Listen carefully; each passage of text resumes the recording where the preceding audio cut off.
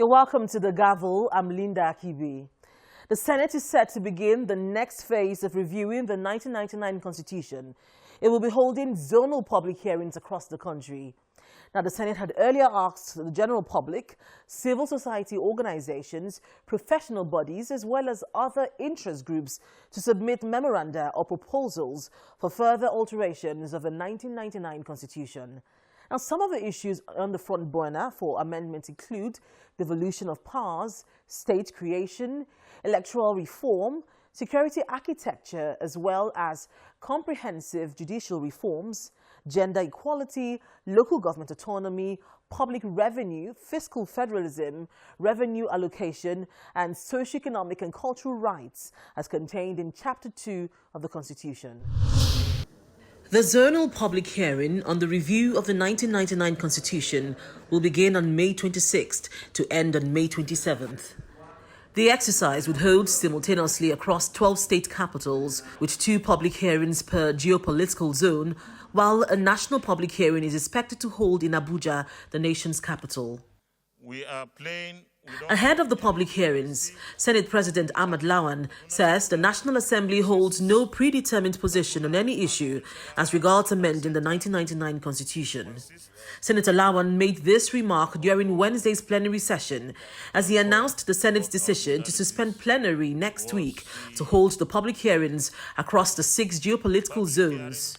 According to him, the public hearings would avail Nigerians the opportunity to make submissions on any issue of interest on areas for amendment in the Constitution. This is a very important exercise for our country, and I will take this opportunity to appeal to all Nigerians who have one issue or the other that they think the Constitution Review Committee of the Senate should know and take note and address.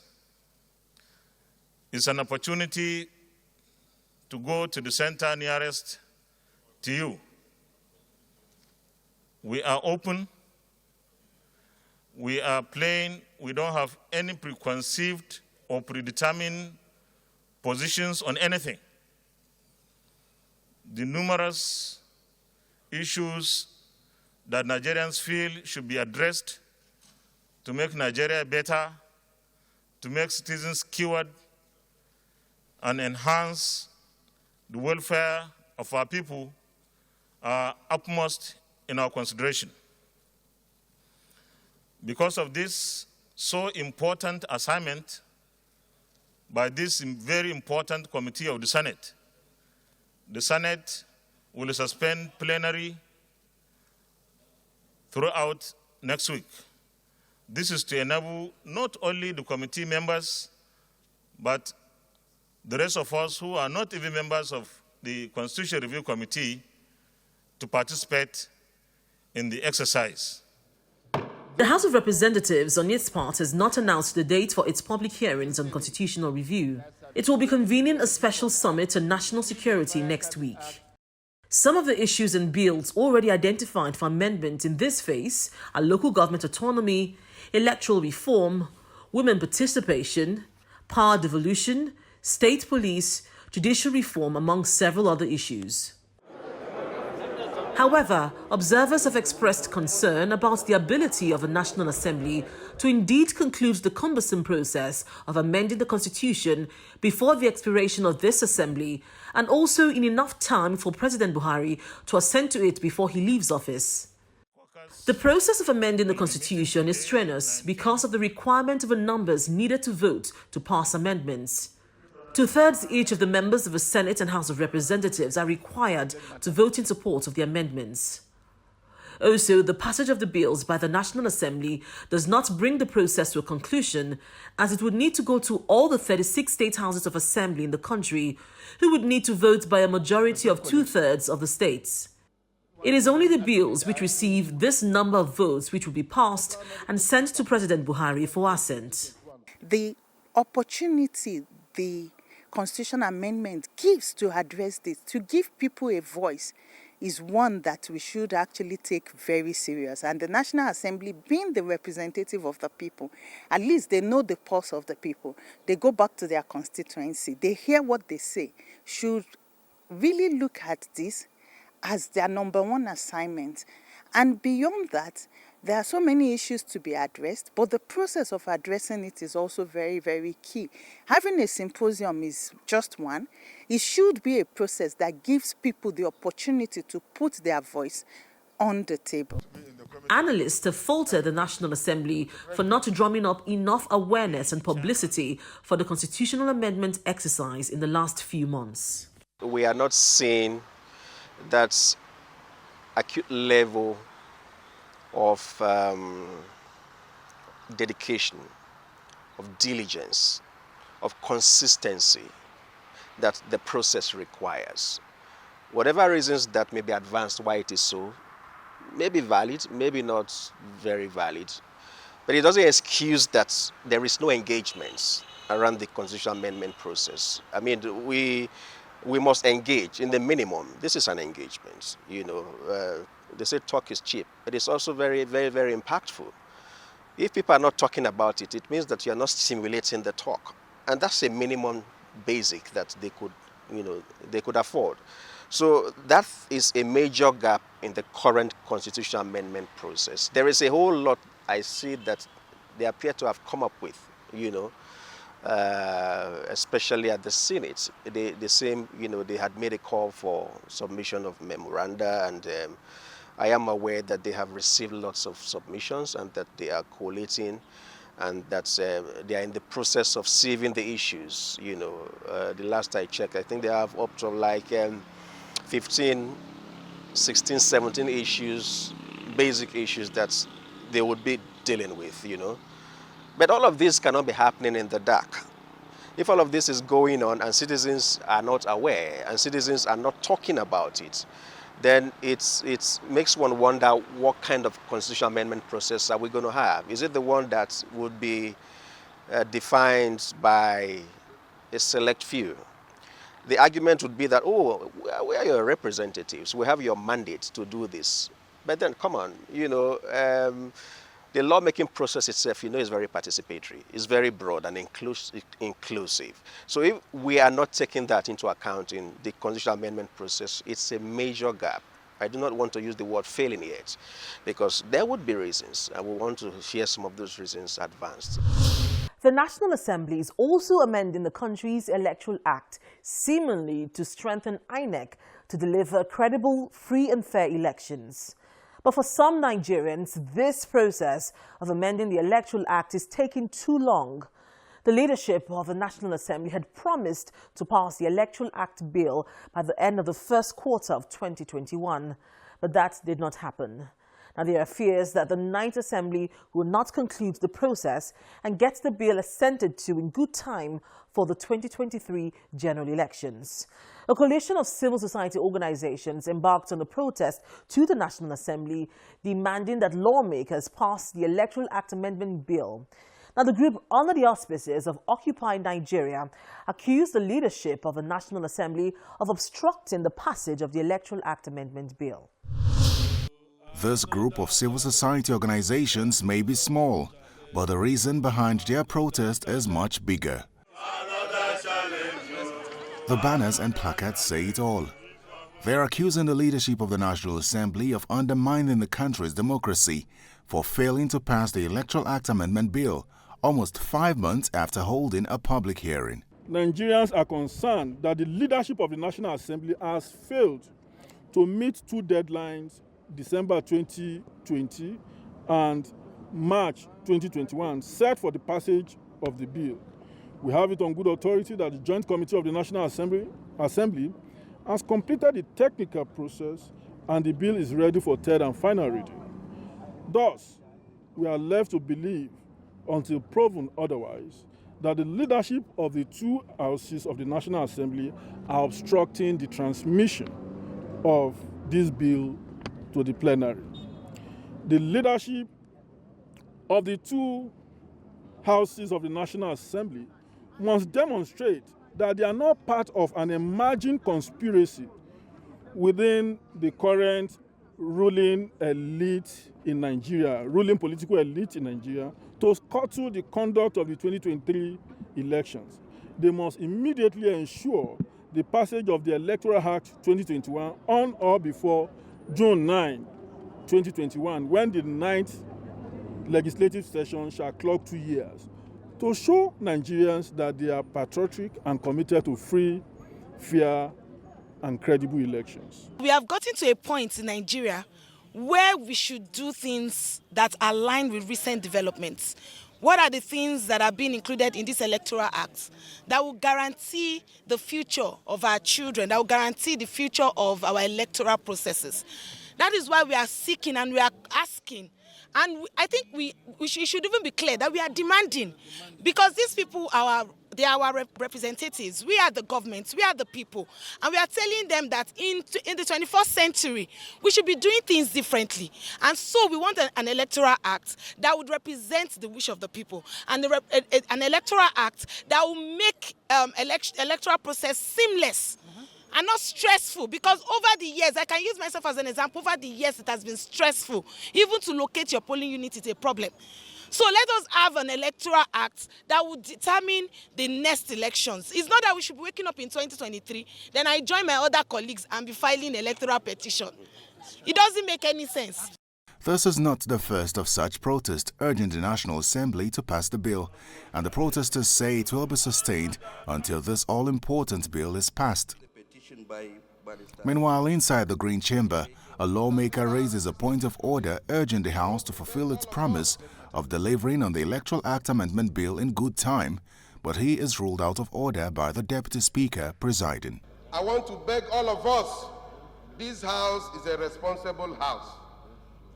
I know this House as a House that keeps to our promises. That promise which we made to Nigerians, we should keep it, Mr. Speaker. And since the report has been laid, let us consider that report so that we can pass this bill to Mr. President for him to assent to it. Every report before us is important for consideration.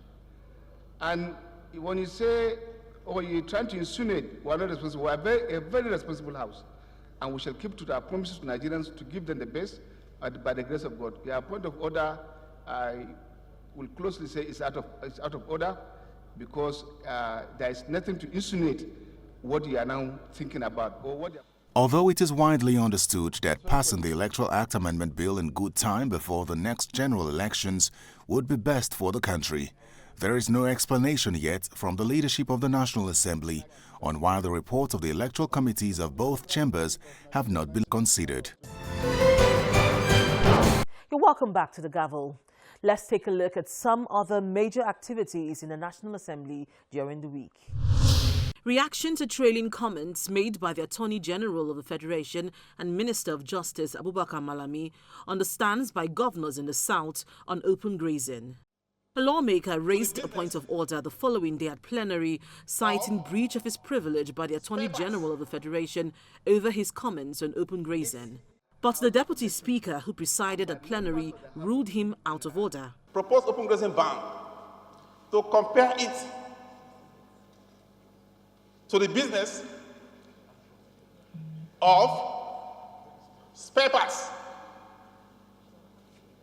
It's incendiary trope. It is also loaded with ethnic slur. Privileges are the right enjoyed by the House collectively and by members of the House individually referred by legislative houses, powers and privileges. I want to tell you in all honesty, what you are now bringing has nothing to do with that. No, you are free to come with any motion regarding what has been mentioned, which you feel it is not right, but you can't come under this point of order. There were also other reactions from federal lawmakers on the Attorney General's comments.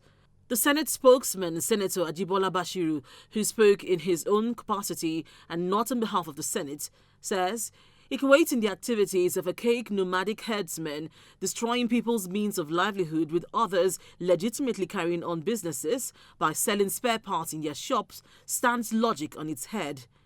He noted that perhaps the Attorney General of the Federation forgot that Nigeria is a federal system with the state governments empowered to make and implement laws for the peace, order and good government of any part of their respective states. Senate Minority Leader Eyinaya Baribe describes the remarks by the Attorney General as divisive rhetoric and unfortunate. Meanwhile, the House has adopted a motion asking the federal government to direct the Nigerian Electricity Regulatory Commission to halt the planned electricity increase for June 2021. NERC, that's the Nigerian Electricity Regulatory Commission, is thinking with the idea of further increasing electricity tariff after that of January 1, 2021, in a country where 2/3 of over 200 million people population is grappling with the crippling effect of the pandemic. Meanwhile, lawmakers in the Green Chamber rejected the bill to transfer drugs and poison from the exclusive legislative list to the concurrent list. This arrangement needs to be reviewed to allow for State House of Assemblies to have power to make laws on drugs and poisons.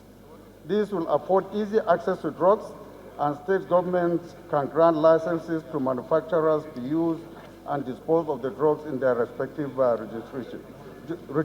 jurisdictions. Those in favor that the bill be read second and say aye. Against say nay.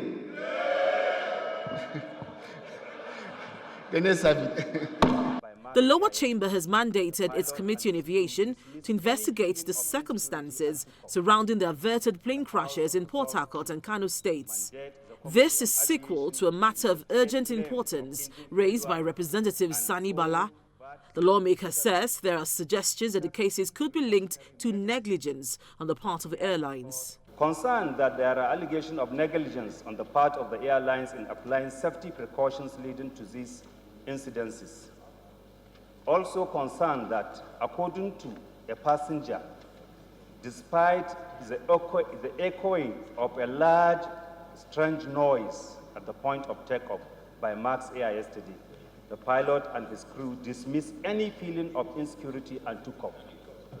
The House resolved to mandate the Committee on Aviation to investigate claim of engine failure and but vis-a-vis safety precautionary measures that nearly caused air accident and death on the 2 air flights that sought to depart Kano and Port Harcourt Airport respectively. In the upper chamber, the Senate is amending the Terrorism Prevention Bill to prohibit the payment and receipt of ransom to release kidnapped persons.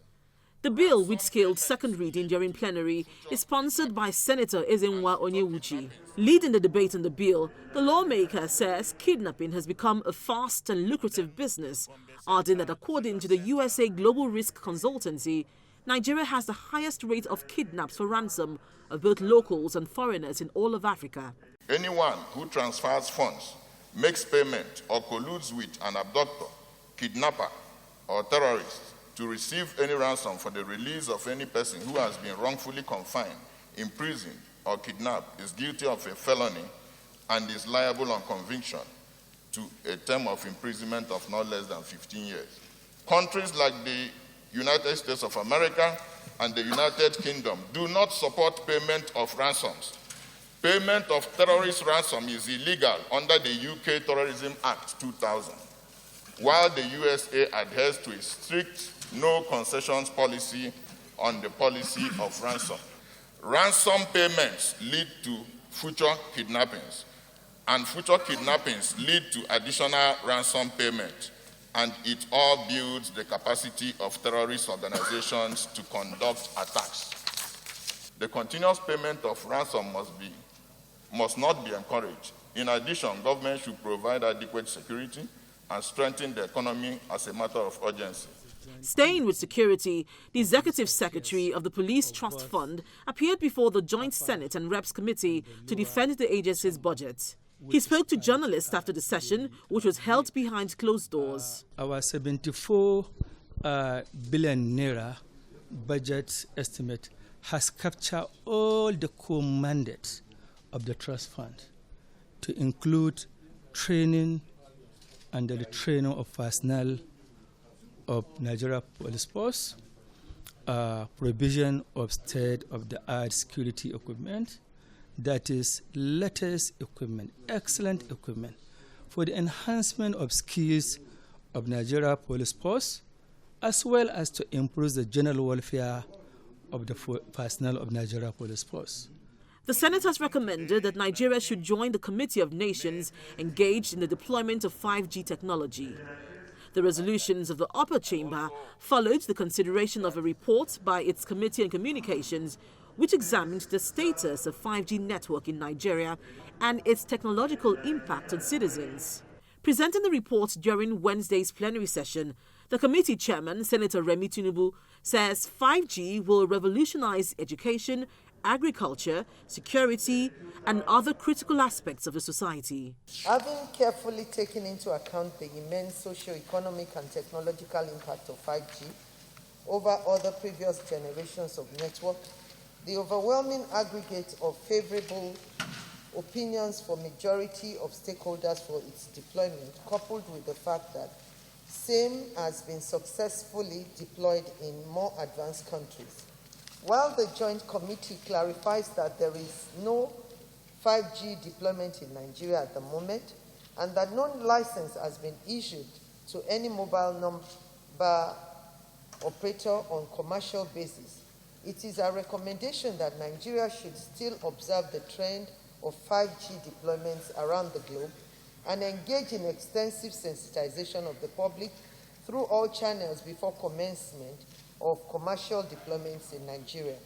Furthermore, given the infancy of the technology across the globe and the claims and counterclaims surrounding the possibility of health injury being posed to public health by the level of exposure to radio frequency, it is recommended that further attention should be given to testing and researching potential health risks that may arise from the deployment of 5G network in Nigeria, considering real-life situation rather than just laboratory conditions.